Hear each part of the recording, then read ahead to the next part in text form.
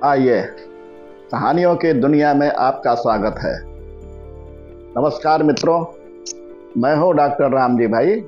आपके लिए एक छोटी सी कहानी लेकर आया हूं। राजा हर्षवर्धन युद्ध में हार गए।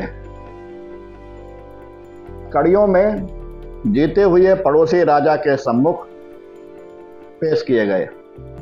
पड़ोसी देश का राजा अपनी जीत से बहुत प्रसन्न था और उसने हर्षवर्धन के सम्मुख एक प्रस्ताव रखा कि यदि तुम एक प्रश्न का उत्तर हमें दे दो, हम तुम्हारा जीता हुआ राज्य लौटा देंगे, अन्यथा पूरे उम्र भर कैद के लिए तैयार रहो। प्रश्न है, एक स्त्री को सचमुच में क्या चाहिए होता है? इसके लिए तुम्हारे पास 1 महीने का समय है। हर्षवर्धन ने यह प्रस्ताव स्वीकार कर लिया। वह जगह जगह जाकर विदेशियों, विद्वानों और तमाम घरेलू स्त्रियों, नृत्यांगनाओं, दासियों, रानियों, साध्वी सबसे मिले और जानना चाहा कि स्त्री को सचमुच में क्या चाहिए होता है। किसी ने सोना, किसी ने चांदी, किसी ने हीरे जवाहरात, किसी ने प्रेम प्यार, किसी ने बेटा, किसी ने पति, किसी ने पिता और परिवार, तो किसी ने राजपाट और सन्यास की बातें बताई। मगर हर्षवर्धन को संतोष ना हुआ। महीना बीतने को आया और हर्षवर्धन को कोई संतोषजनक जवाब नहीं मिला। किसी ने सुझाया कि दूर देश में एक जादूगरनी रहती है, उसके पास हर सवाल का जवाब होता है। हर्षवर्धन अपने मित्र सिद्धराज के साथ जादूगरनी के पास गए और अपना प्रश्न दोहराया।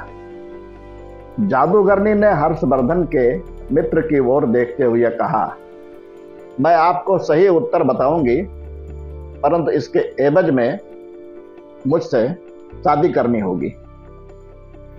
जादूगरनी बुढ़िया तो थी ही, बेहद बदसूरत थी। उसके बदबूदार पोपले मुंह से एक सड़ा दांत झलका जब उसने अपनी कुटिल मुस्कुराहट हर्षवर्धन की ओर फेंकी। हर्षवर्धन ने अपने मित्र को परेशानी में ना डालने की खातिर मना कर दिया। सिद्धराज ने एक बात नहीं सुनी और अपने मित्र के जीवन के खातिर जादूगरनी से विवाह करने को तैयार हो गया। तब जादूगरनी ने उत्तर बताया, स्त्रियां स्वयं निर्णय लेने में आत्मनिर्भर बनना चाहती हैं। यह उत्तर हर्षवर्धन को कुछ जम गया। उसी राज्य के राजा ने भी इसे सही उत्तर स्वीकार कर लिया और उसने हर्षवर्धन को उनका राज्य लौटा दिया। इधर जादूगरनी से सिद्धराज का विवाह हो गया।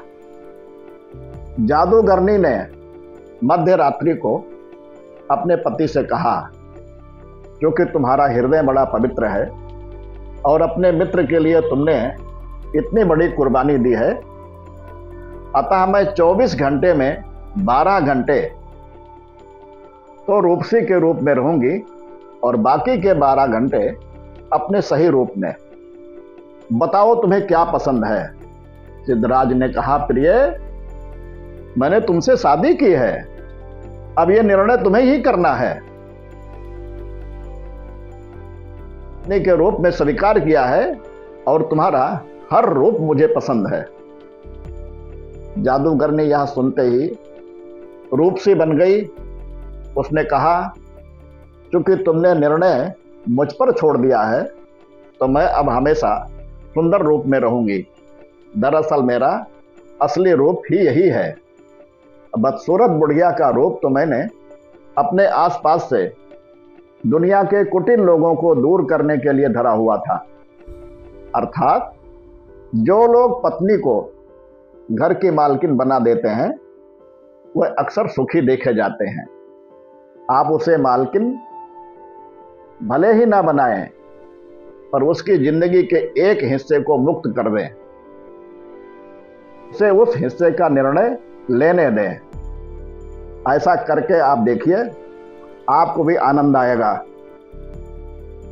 अगली बार फिर एक नई कहानी के साथ मिलूंगा। आप कहानी को लाइक करें, अधिक से अधिक शेयर करें, सब्सक्राइब करें तथा घंटी अवश्य दबाएं। सभी को नमस्कार।